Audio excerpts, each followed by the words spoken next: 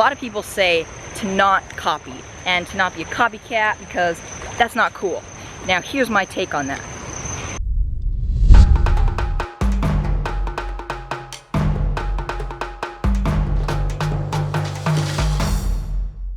Hey guys, what's up? How's it going? So, I'm not sure if you can hear that, but there's like this roar in the background. So at the moment in town, there's a swell rolling through, and because the waves are much bigger than they usually are, there's just this constant roar in the background. It's just kind of like a... I'm not sure if the camera can pick it up, but if you listen closely, you just hear this constant sound. So that's how you know the waves are a bit bigger than normal. So this right here is a well. You know, like a well to get water and stuff. Now something, we'll take a closer look at that in a moment, but something interesting about the wells here is, you know, if you're close enough to the ocean, or if the water tables aren't too low, you can actually hand dig a well. So some of these wells are completely hand dug. Just a few guys with a shovel, maybe a pickaxe, and they just dig until they get to water and then go a bit further, and then they put these concrete tubes. Not really tubes, they're just big circle rings. And something that I've heard that's kind of interesting is a lot of guys, they don't like digging one of these if a backhoe works on it first. So what they'll do is a backhoe, like a big truck, you know, to dig, will dig out as deep as it can go, but there's only so deep it can go, and then the rest has to be hand dug. But a lot of people, they don't like to dig a well after a backhoe has been there, because I guess they loosen up the dirt and make it a bit more dangerous, a bit better chance of it collapsing and stuff. So I don't know, I thought that was interesting. Let's take a closer look at it. So it's basically, what's funny is you'll find these randomly on properties. So like an empty, completely empty property, nothing as far as the eye can see, and there is this thing right here. So sometimes you'll see these completely empty properties, but you'll see this well right in the middle of it, just right there. And usually they have these concrete lids, you know, so like animals and stuff don't fall down there. But it's pretty cool, like if there was some type of emergency, it's kind of cool knowing where different wells are. So whenever I go out on adventures, I have a memory where I kind of remember. I'm really like, I picture stuff, so I can remember the location of stuff. I'm not necessarily the best at other types of memory, but I can remember kind of where stuff is and stuff. So I try to remember where these wells are and stuff, so if ever an emergency or something, we need to like get water, something, maybe the rivers are dried up, you know, knowing where these wells are could be a big help. Simple things like that can actually make a big difference if they come into play someday, being, you know, just simple things like that. And one of the things they do is they build these little, I'm not sure what you would call this, but it's just kind of like a little tent shape, so that you can have a rope around there with a bucket down into the well to scoop water out. So that's pretty cool. All you need to have is a bucket and a long enough rope, and you could get water out of here. All right, I'm gonna remember where this is in case I ever need to come back. And actually, there's actually a bucket over here. If I ever needed to get water out of there, I just come with my own rope and get my water. Pretty cool stuff.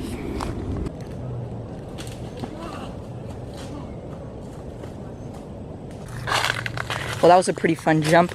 Okay, so check out this tree. You see how the bark kind of peels off like paper? My friends and I, we used to call this tree the paper tree. Now, this isn't like what they actually make paper out of, but it totally looks like some like organic, natural paper. So we always called this the paper tree, but I don't know its scientific name. And right here, these look like some, these look like some limes. Probably make some lemonade. These aren't quite ripe, they're still pretty green, they're not ripe yet. So I'm not gonna pick any of those, but maybe those will ripen up and one day we can make something out of that. What is this? Okay, this is actually pretty interesting. So there's this palm tree growing right here, but then look at this. This tree has decided to just grow in the exact same spot as the palm tree. Like, whoa. Too bad for you, palm tree. I'm growing here. Right now definitely seems to be the time of the yellow flower. The yellow lotus. No, I don't think this is a lotus. But I feel like in every video I show these little yellow flowers. But just at the moment, they are everywhere. Okay, this might be a pretty interesting find, but I'm not completely sure about this. This right here might be sugarcane. Now, I have come across sometimes sugarcane growing out wild, like the actual sugarcane, like before it's been processed or anything. And you can actually like cut a piece off and just like chew on it if you like process it a bit. I'm not 100%, but this looks like some sugarcane that's been cut down, and then these are little sprouts sprouting up. So if that is sugarcane, most likely within a few months or so, we'll have some sugarcane plants here. Maybe we'll have to return and taste test. Whoa, it's a bird. It's an orange butterfly, super camouflaged. Have to move super stealthy. Oh, it flew away. Stop flying. Don't move, butterfly.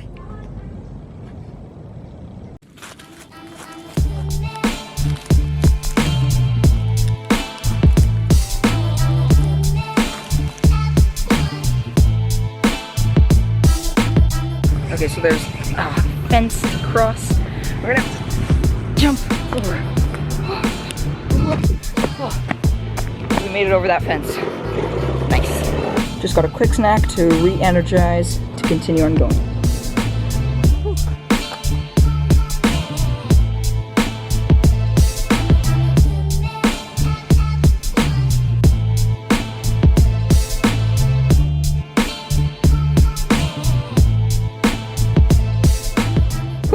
That was a nice little climb.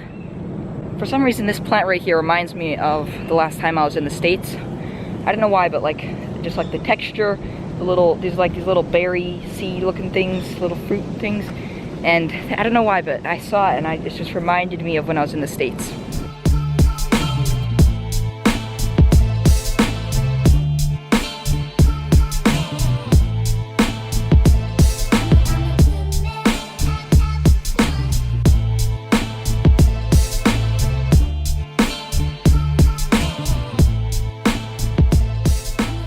Okay, this is a really great example of observation. So I'm observing, do you see that? Something probably lives in there. So I'm probably not gonna go near it. But, widen your perspective, I see a Guaanabana there. That is a super awesome find if you're able to find one of those out here. Now that one has been eaten by probably whatever lives in there, but it's here and there's a slope. Okay, so I don't see any Guaanabanas on this tree, but the leaves look like leaves from a Guaanabana tree, so I'm convinced this is a Guaanabana tree. Now, this is another piece of a Guaanabana. Now, you see how the texture and the color, but also, do you see those little seeds? Those little ones that look like ginormous ticks? Well, those are the seeds which are inside of a Guaanabana. And it would only make sense that this is a Guaanabana tree, and that's why there's Guanabanas underneath it. So, you see, simple stuff like observing. I observed that there was a Guaanabana there, and then I found another one here, and it makes sense. There's a slope, there's a tree. Maybe this tree has Guanabanas on it. So, simple stuff like that, you can sometimes find wild edibles.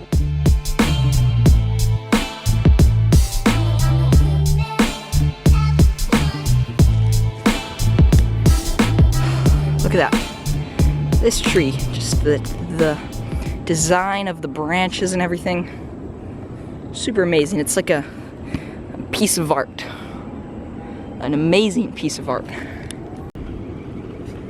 I just saw a biker bike along the road, kind of in a rush, and I heard there was a biking competition going on, and they were passing through here, and I figured it didn't make sense to talk about a biking race if I didn't show any bikers, but I guess now I can talk about it a bit because I saw a biker. So he was probably in the competition, most of the likely.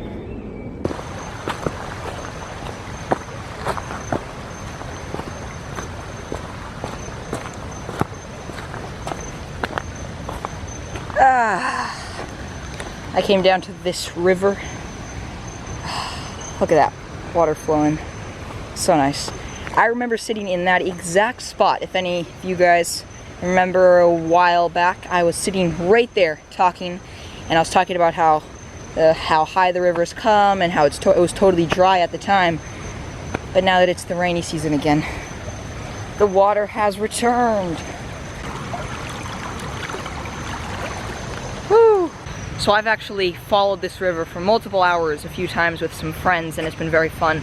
But that was like a full year ago because that was the last time there was enough water.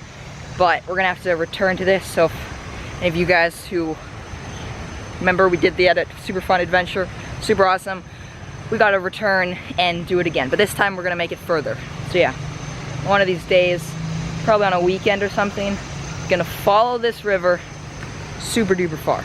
Just wake up super early, like 6:30, get moving, and end around sunset. And you know, just cover tons of distance, bring loads of snacks, filter, good times. It's gonna be very fun. There's a ring around this tree. Oh, this water looks so refreshing. I have to at least place my feet in the water. Ah, that feels so nice.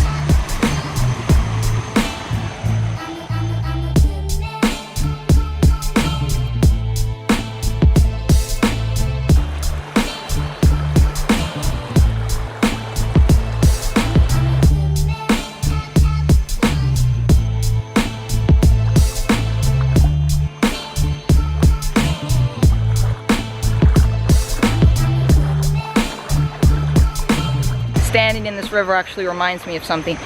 I'm not sure what it is that you guys do early, like the moment you wake up to really wake up, but I find that taking a freezing cold shower just gives me such a better start to the day. So the moment I wake up, I just take a freezing cold shower right away.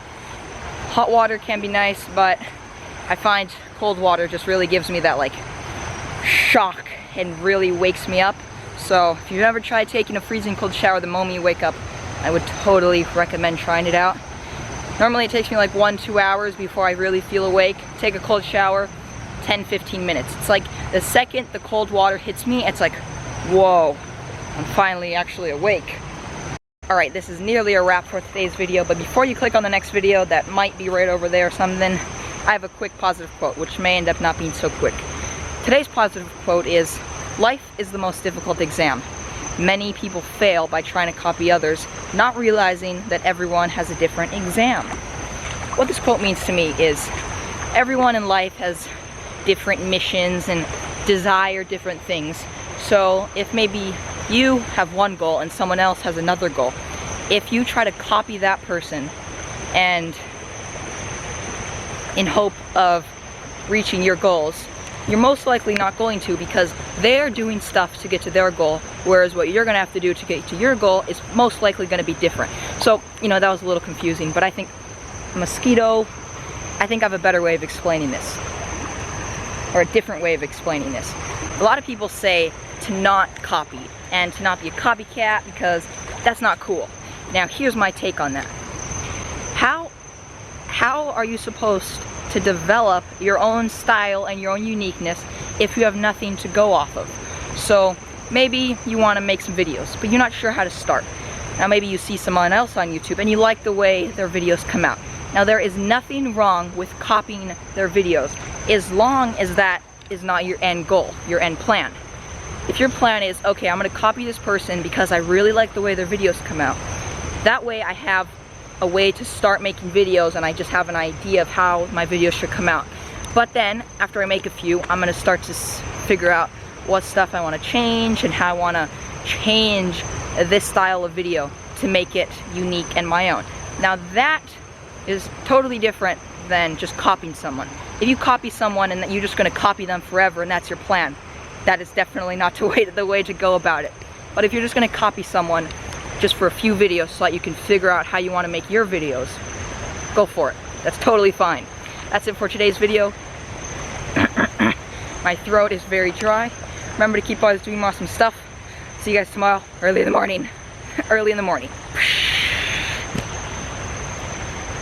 Bang! Yeah guys, I mean seriously, if you think about it, everything that we do is learned from copying. Whether that's learning how to talk by copying our parents, or learning how to type, or learning how to edit, or learning how to do pretty much anything. Everything is learned by at first copying and then going from there, developing your own style. So guys, to say that it is wrong to copy whatsoever, no, that's not my take on that. Okay, see you guys next one.